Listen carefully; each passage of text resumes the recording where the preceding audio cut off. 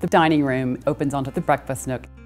At first glance, white might seem like an odd choice for the fabric, but in fact it's not, because it's sunbrella. You could take that cushion outside and just hose it down if you wanted to, so it's actually a very sturdy choice, and it brings a lot of light and bright to the space. I piped it in yellow to sort of tie in to the great yellow and white print fabric from Lee that's on the Lee chairs with those big oversized nails, and I love the driftwood finish on the chairs. I just think it creates a very relaxed, casual, great place to have a cup of coffee or breakfast in the morning. This great little drop leaf table in the breakfast area is by Stanley Furniture, and I think it really works in the space. It's just got that casual feeling.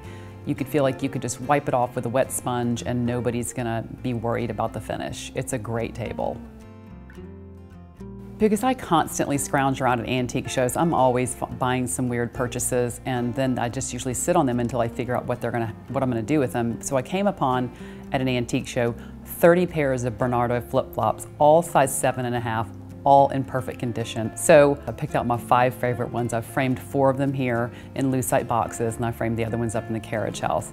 That's what I mean about having your accessories sort of be fun. It's just so much more effective than a picture would be hanging there. I had this great Moroccan bracket, again, in just my stash of oddities that I was able to place here. I think it just makes a great 3-dimensional statement. I just like to hang interesting things, and then I did a glass float on top of it. It just seemed the right place for it. Hooks are your friend. Hooks really work. I mean, just make your life easy so you can hang everything up when you come in. I think as many hooks as you can get inside the back door of a beach house, the better. This banquette is designed for storage as well, so you could stash extra towels or anything you need to under the banquette cushions.